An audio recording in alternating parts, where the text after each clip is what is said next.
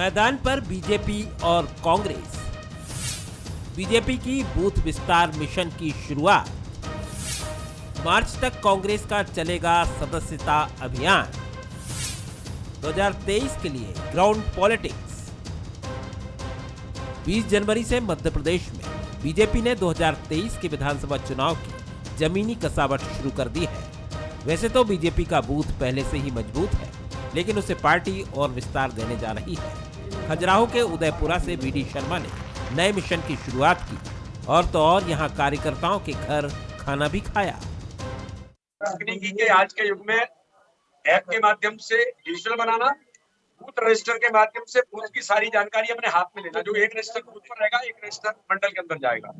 और ये एक बड़ा भारतीय जनता पार्टी के कार्यकर्ताओं का एक, जिसको हमने फिजिकल वेरिफिकेशन कहा है और डिजिटली डिजिटलाइजेशन कहा है, ये दोनों काम एक साथ हम लोग कर रहे हैं। और इसमें मुझे लगता है कार्यकर्ताओं का बड़ा व्यापक उत्साह है और उसका अलग प्रकार का अनुभव है। भोपाल में भी बूथ विस्तार मिशन की शुरुआत हुई। वैसे शुक्रवार यानी 21 जनवरी को सीएम शिवराज भी सोनकच्छ जाएंगे, जहां ज्योतिरादित्य सिंधिया और उमा भारती भी मौजूद रहेंगे। चूंकि 20 तारीख से लेकर 30 तारीख तक हम सब कार्यकर्ताओं को बूथ पर प्रवास करना है। मैं भी आज गोविंदपुरा विधानसभा के मैसरोद मंडल के बूथ क्रमांक 337 पर हूँ।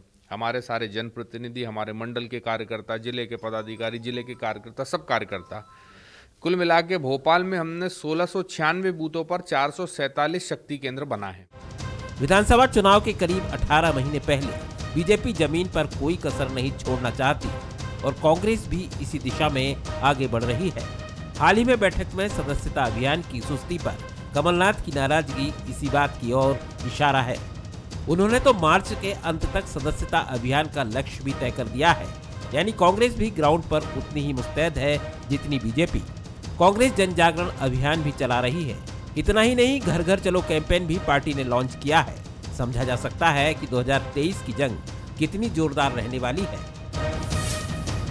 नमस्कार, मैं हूं शरद द्विवेदी और हमारा आज का मुद्दा है बीजेपी कांग्रेस का मिशन विस्तार। मिशन विस्तार को इस तरह से समझिए कि ये चुनाव के पहले की वो प्रक्रिया है जब पूरी तरह से मैदान में शस्त्र लेकर उतरने के पहले दोनों ही दलों की सेनाएं, उनको सन्नद्ध किया जाता है, उनको तैयार किया जाता है और उनकी ताकत को तौला जाता है। और ताकत को तौलते हैं सेनापति अपने जोशीले वक्तव्यों से और अपनी जोशीली तकरीरों से। तो वो दौर दोनों ही पार्टियों में शुरू है। भारतीय जनता पार्टी एक आरंभ से ऐसी पार्टी रही है जो पार्टी पूरी ताकत से आगे बढ़ती है और कार्यकर्ताओं की मजबूती को वो बूथ तक कुछ इस तरीके से ले जाती है कि यही बूथ भारतीय जनता पार्टी के लिए एक ऐसे किले में बदल जाता है जो किला उसे जीत की तरफ, जीत का परचम फहराने में बेहद मददगार साबित होता है। तो फिर एक बार बूथ की एक प्लानिंग, मजबूत प्लानिंग बीजेपी की और दूसरी तरफ कांग्रेस का सदस्यता अभियान। कांग्रेस ये जानती है कि भारतीय जनता पार्टी से कितनी भी टक्कर संगठन के तौर पर अगर वो लेने की कोशिश करेगी, वो भारतीय जनता पार्टी के मजबूत संगठन के मुकाबिल नहीं हो सकती है। तो उसकी अपनी शैली है। वो सोच रही है कार्यकर्ताओं की संख्या हम बढ़ाएं, जिससे कम से कम हर एक बूथ पर मध्य प्रदेश में 230 विधानसभा जो क्षेत्र हैं, वहां कांग्रेस के कार्यकर्ताओं की एक मजबूत उपस्थिति चुनाव के समय दर्ज हो, जिसका मनोवैज्ञानिक लाभ पार्टी को भी मिलता है और उसका इम्पैक्ट हर दृष्टि से भी होता है। अब इन दोनों में से कौन कितना कामयाब होता है, ये तो 2023 के नतीजे बताएंगे। लेकिन आज चुनाव के ठीक पहले की ये जो भिड़ंत है, इसका जायज़ा हम ज़रूर लेंगे आज की डिबेट के ज़रिए। जो मेहमान हमारे साथ हैं उनसे मिल लीजिए। मेरे साथ भोपाल स्टूडियो में हैं वरिष्ठ पत्रकार, राजनीतिक विश्लेषक सुशील शर्मा जी, उनका बहुत स्वागत है। हमारे साथ ही एग्जीक्यूटिव एडिटर मनोज सैनी हैं, जो भारतीय जनता पार्टी पर बहुत करीबी निगाह रखते हैं और ये स्टोरी भी उन्होंने बहुत करीब से न सिर्फ देखी है बल्कि इसको अंजाम तक भी चैनल के लिए पहुंचाया है। तो वो एक एक्सपर्ट के तौर पर मौजूद रहेंगे कि इस योजना को उन्होंने भारतीय जनता पार्टी की जिस नज़रिए से और कांग्रेस को भी देखा है उन्होंने, तो इन दोनों पर सदस्यता अभियान और बूथ की ये योजना। रजनीश अग्रवाल जी हैं जो प्रदेश मंत्री हैं और युवा नेता हैं पार्टी के और बड़ी मजबूती से अपनी उपस्थिति दर्ज कराते हैं, उनका स्वागत है।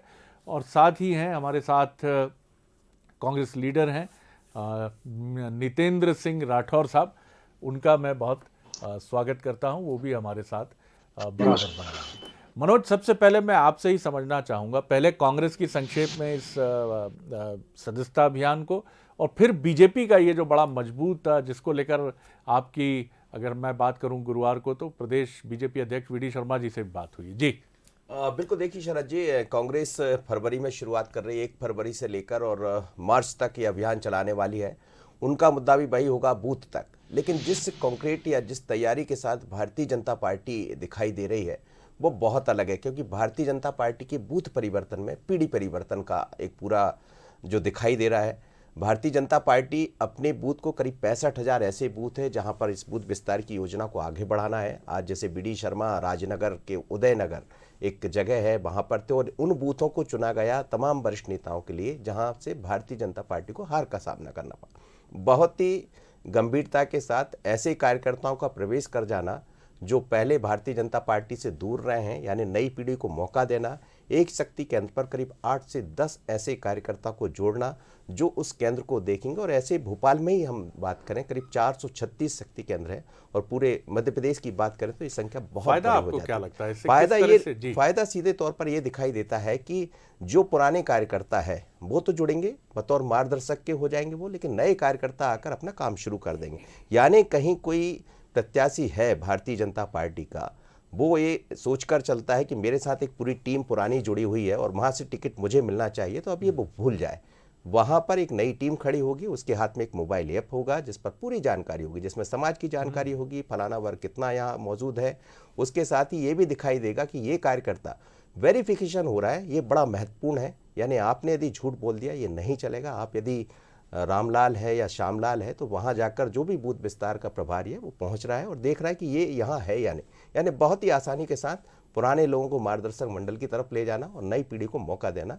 उससे 2 काम होंगे, एक तो जो वहाँ के मठाधीश है, जिन्हें अपनी भाषा में मैं कहूँ तो उनका किनारा हो जाएगा, यानी कहीं किसी की नहीं चलेगी, संगठन जो चाहेगा वो होगा। कार्यकर्ता के लिए एक तरह से ई अटेंडेंस और दूसरे मठाधीशों पर चोट। तो वाह, बीजेपी का ये जो है मामला तो बड़ा मजबूत है। चलिए जल्दी से एक नितेंद्र सिंह राठौर जी से रिएक्शन ले लेते हैं। बीजेपी के बरक्स कितनी मजबूती से वो खड़े होते हैं, फिर रजनीश जी की रिएक्शन और सुशील जी की तरफ आऊँगा। नितेंद्र, कैसे देखते हैं आप, मुझे बताइए ज़रा।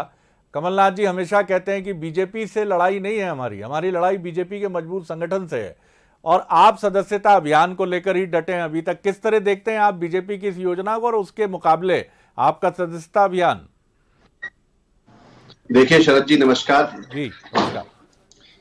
देखिए, मैं इस बात को स्वीकार करता हूं, कमलनाथ जी जो बात कहते हैं वो निश्चित रूप से सही है। और हर तरह का कोई भी युद्ध हो, हर सेना, हर जो दोनों तरफ की जो टीम होती है अपनी अपनी सेना को मजबूत रखने का प्रयास करती है। भारतीय जनता पार्टी अपनी सेना को मजबूत करने का प्रयास कर रही है, कांग्रेस अपने संगठन स्तर पे अपना काम कर रही है और अपनी सेना को मजबूत करने का प्रयास कर रही है। आप देख रहे हैं कि लगातार पिछले कुछ समय से कांग्रेस पार्टी अपना कार्य कर रही है। कांग्रेस का जन जागरण अभियान लगातार चल रहा है, सदस्यता अभियान लगातार चल रहा है। अभी कुछ ही दिन पहले अभी माननीय हमारे प्रदेश अध्यक्ष कमलनाथ जी ने जो एक बैठक ली थी सभी जिला प्रभारी और सभी जिला अध्यक्षों की, संगठन को मजबूत करने के लिए और उसके साथ साथ कांग्रेस के सदस्यता अभियान में तेजी लाने के लिए। तो निश्चित रूप से भारतीय जनता पार्टी अपना प्रयास कर रही है, कांग्रेस अपना प्रयास कर रही है और मिशन 2023 में निश्चित ही कांग्रेस को इस मेहनत का फल मिलेगा। चलिए, शुभकामनाएं आपको भी, शुभकामनाएं रजनीश जी को भी, कांग्रेस बीजेपी दोनों को शुभकामनाएं। ये बात हम बार बार कहते हैं। रजनीश जी, आप किस तरह देख रहे हैं, क्योंकि आप उस ट्रांजिशनल फेज की पीढ़ी भी हैं जिनका बचपन कुशाभाऊ ठाकरे और प्यारेलाल खंडेलवाल जी के अद्भुत संगठनात्मक किस्सों को सुनते हुए बीता है, और युवावस्था में उन्होंने नरेंद्र सिंह तोमर जी और शिवराज जी, प्रभात झा जी, नरेंद्र सिंह तोमर जी, इन तमाम बड़े नेताओं की संगठनात्मक कौशल को, जो कि यूनिवर्सिटी ऑफ कुशाभाऊ ठाकरे और प्यारेलाल खंडेलवाल से दीक्षित होकर निकले हैं, और अब नई पीढ़ी के साथ काम कर रहे हैं। जी, आपकी टिप्पणी। जी जी। देखिए, भारतीय जनता पार्टी श्रद्धेय कुशाभाऊ ठाकरे जी का जन्मशती का वर्ष संगठन पर्व के तौर पर मना रही है। संगठन की मजबूती हम लगातार इसके लिए अलग अलग आयोजना कर रहे हैं और इसीलिए स्वावलंबी मंडल, सक्षम बूथ और सक्रिय शक्ति केंद्र, इस पूरे लक्ष्य को लेकर हमने बूथ विस्तारक योजना बनाई है। इसकी पूरी चरणबद्ध प्रक्रिया लगातार संपादित हो रही है। अभी आज से बूथ विस्तारक योजना में सीधे क्रियान्वयन की जो बूथ इकाई है उस पर हम पहुंचे हैं। तो बूथ पर जो बूथ की समिति, फिर पन्ना समिति, की वोटर्स, इनसे संपर्क, संबंध और इनको नामांकित करना, उसमें ऐप के माध्यम से डिजिटलाइज करना और साथ में एक रजिस्टर भी दिया है मैनुअली, उस पंजी पर भी उनकी सूचियां बनाना। इन्हीं दोनों प्रकार से एक रजिस्टर भी बूथ पर रहेगा और दूसरा ऐप में भी डाउनलोड करके ये तमाम प्रकार के नाम, संपर्क, संबंध, पता, तमाम जानकारी जो है वो जुटाई जा रही है। रियल टाइम फोटो हम ले रहे हैं, रियल टाइम वहाँ से डाटा एंट्री होगी, जो हम यहाँ डिजिटल वार रूम के माध्यम से एनालिसिस भी कर रहे हैं और समझ भी रहे हैं कि कहाँ कितनी किस हिसाब से डाटा एंट्री हो रही है। इसमें सबसे बड़ी बात यह है कि हमारी जो समयदान की, जो संगठन निष्ठा की, जो संगठन को मजबूत बनाने के लिए स्वयं के श्रमदान की जो परंपरा ठाकरे जी जैसे हमारे संगठन शिल्पियों ने स्थापित की थी, उस परंपरा पर 20,000 विस्तारक, नए पीढ़ी के भी और हमसे वरिष्ठ पीढ़ी के भी, सीनियर नेता भी, वो भी 20,000 विस्तारक 10,000 स्थानों पर 10 दिन 65,000 बूथ, कुल 10 दिन में हर दिन 10 घंटे, 100 घंटे यानी 20 लाख घंटे ठाकरे जी के मंत्र को सिद्ध करने वाले हैं, स्पंदित करने वाले हैं, अनुगुंजित करने वाले हैं और इसलिए संगठन हमारा अनुप्राणित होने वाला है। इस पूरे परिप्रेक्ष्य में देखा जाए, जब बूथ सक्षम बनेगा, 22 करणीय काम साल भर में क्या क्या करने हैं, साल भर में 6 कार्यक्रम, तय कार्यक्रम, इसके अलावा आपके संपर्क संबंध के कार्यक्रम, पन्ना समिति का गठन, पन्ना समिति के माध्यम से परिवारों से मिलना, फिर साथ साथ में हितग्राही जो सरकार केंद्र की है, राज्य की है, उनके हितग्राहियों से संबंध बनाना, भारतीय जनता पार्टियों की नीतियों का, योजनाओं का लाभ उनको मिला है, इस हेतु से उनको जोड़ने का काम करना।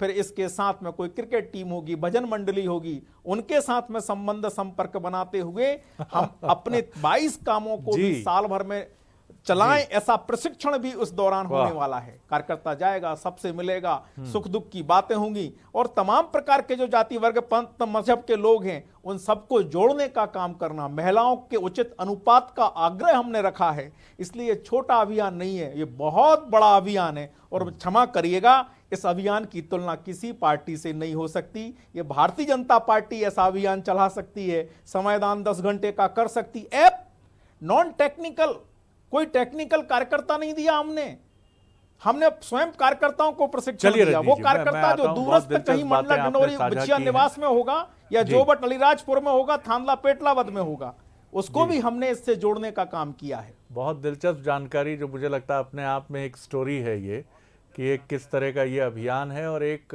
मनोवैज्ञानिक दबाव भी है सुशील जी ये अपने प्रतिद्वंद्वी के ऊपर। जब आप इन आंकड़ों के डिटेल्स के साथ जाते हैं तो ये वैसा ही है जैसे किसी बहुत बड़े किसी सेनापति की, किसी आक्रमणकर्ता की एक अक्षौहिणी सेना को देखकर उसकी विराटता का अनुभव होता है।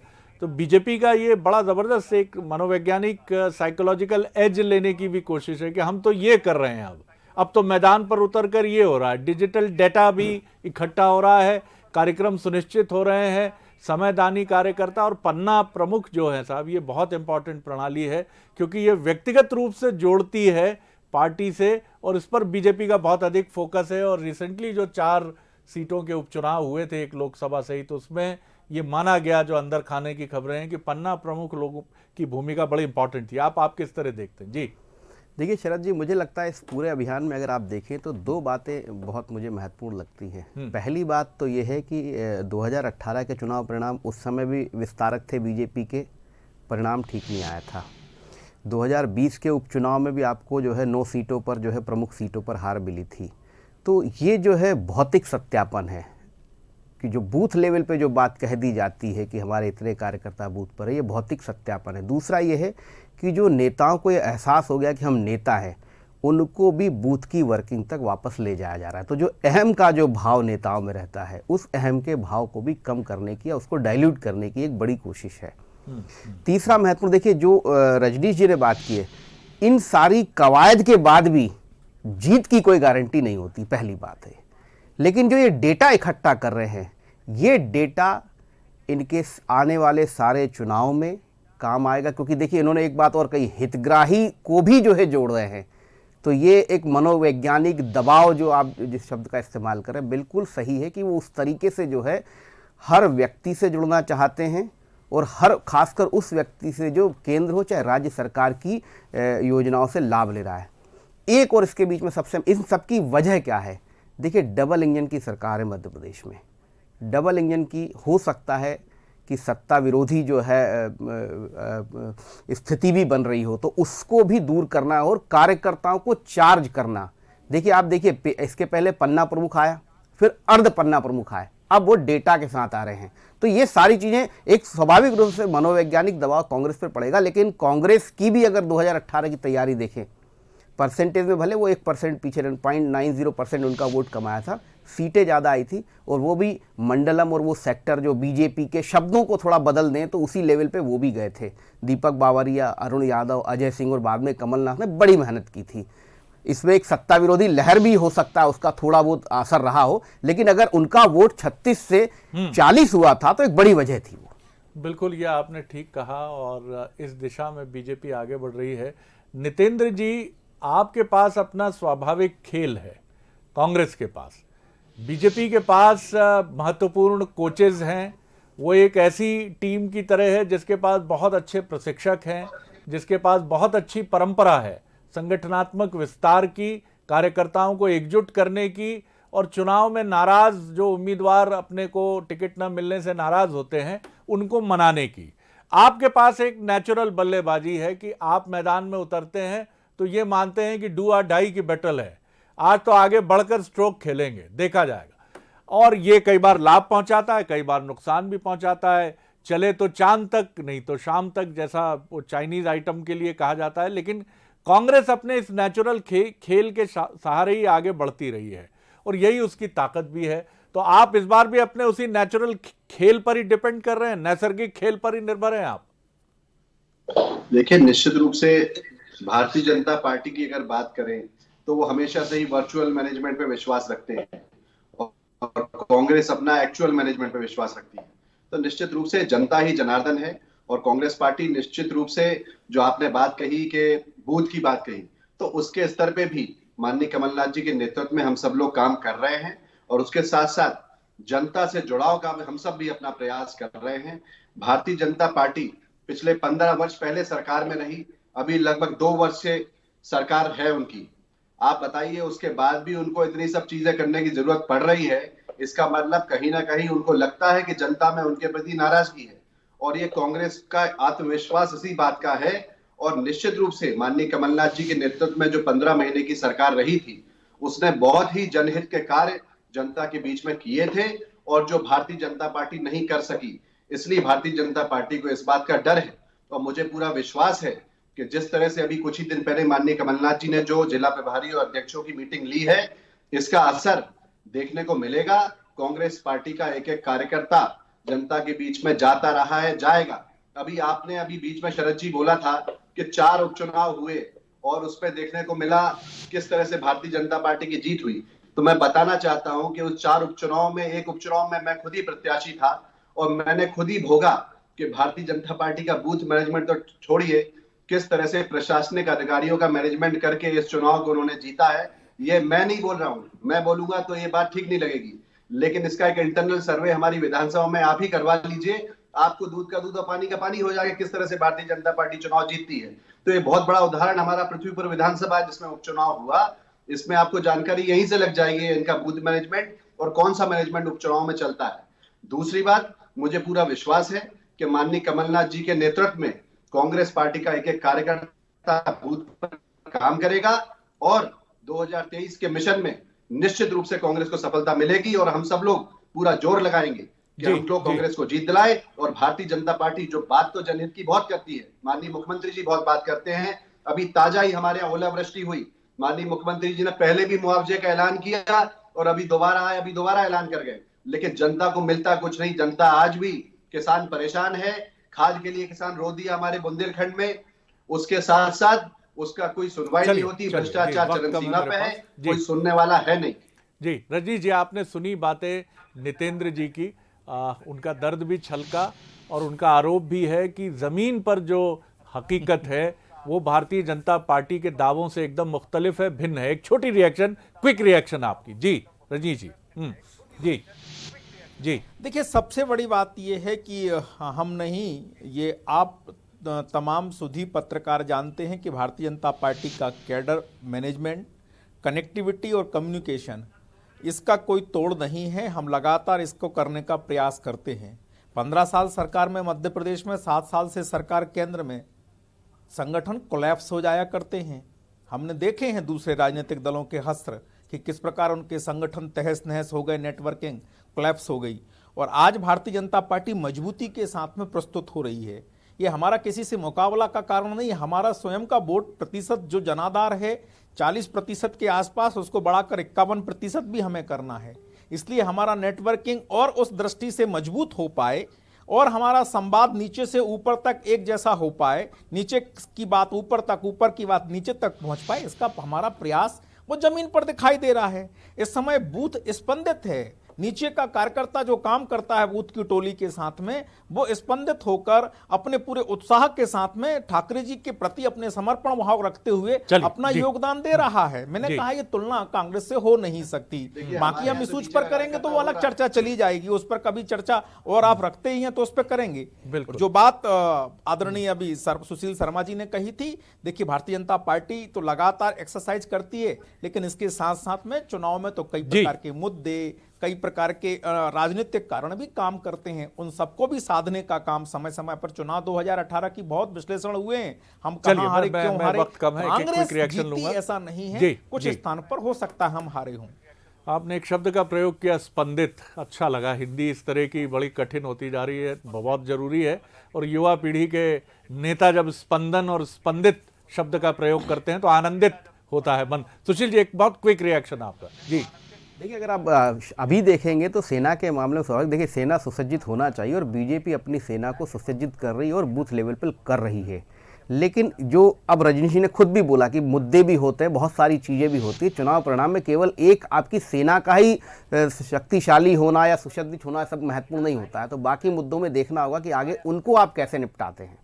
ये महत्वपूर्ण चीज है। जी नितेंद्र, आप कुछ कह रहे थे, हम सुन नहीं पाए थे रजनीश जी की बात पर, तो एक छोटा सा रिएक्शन जल्दी से 30 सेकंड में बोल दीजिए। ताजा हमारे विधानसभा उपचुनाव में भारतीय जनता पार्टी ने जो टिकट दिया वो किसी भाजपा के कार्यकर्ता को ना होके एक समाजवादी पार्टी के प्रत्याशी को भाजपा में लेके और टिकट, चलिए ये राजनीति का हिस्सा है, कार्यकर्ता पर ही विश्वास नहीं।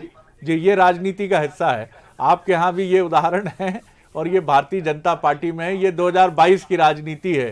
तो यहाँ आप इसको देखेंगे तो ये सभी तरफ आपको दृश्य बहुत परिवर्तित नहीं दिखेगा।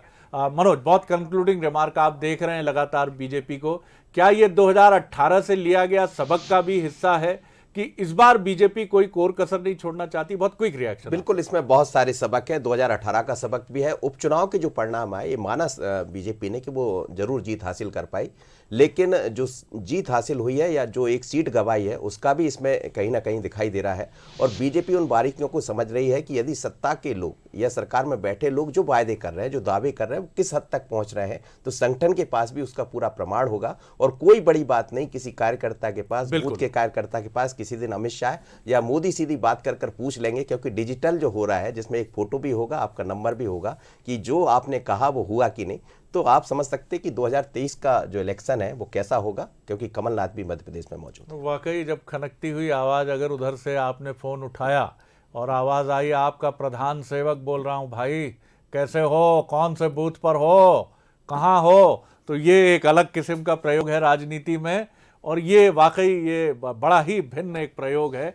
तो बहुत ही दिलचस्प चुनाव है साहब 2023 का। देखिए, ये शायद मध्य प्रदेश के राजनीतिक इतिहास का पहला चुनाव है जहां एक सरकार 13-14 महीने और दूसरी सरकार 3.5 साल के करीब सत्ता में रहेगी और दोनों अपने अलग अलग दावे करेंगे। एक अपने 12-13 महीने के शासन का उल्लेख करेगा, दूसरा 3.5 साल का उल्लेख करेगा।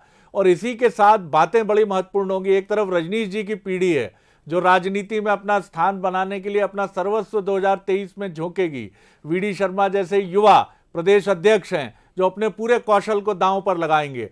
दूसरी तरफ एक अनुभवी बल्लेबाज, वेटरन बल्लेबाज हैं कमलनाथ, और उनके साथ कांग्रेस की वो पीढ़ी है जो ये जानती है कि अब की बार अगर नहीं हो पाया तो कठिनाइयों का एक बहुत बड़ा युग शुरू होगा कांग्रेस के लिए। तो दोनों ही जो सेनाएं हैं ये परिस्थिति, वक्त, सबकी जटिलता, कठिनाई को समझते हुए मैदान में उतरेंगी। नितेंद्र जैसे युवा राजनेता भी हैं जो अपना सर्वस्व दांव पर लगाएंगे इस चुनाव में। तो इंतजार कीजिए 2023 का। ये मध्य प्रदेश के लिए बहुत महत्वपूर्ण चुनाव है। आप सभी पैनलिस्ट मनोज जी, सुशील जी, रजनीश जी, नितेंद्र जी, बहुत शुक्रिया। आगे देखिए छत्तीसगढ़ आज का मुद्दा, सियासत का खेल। नमस्कार।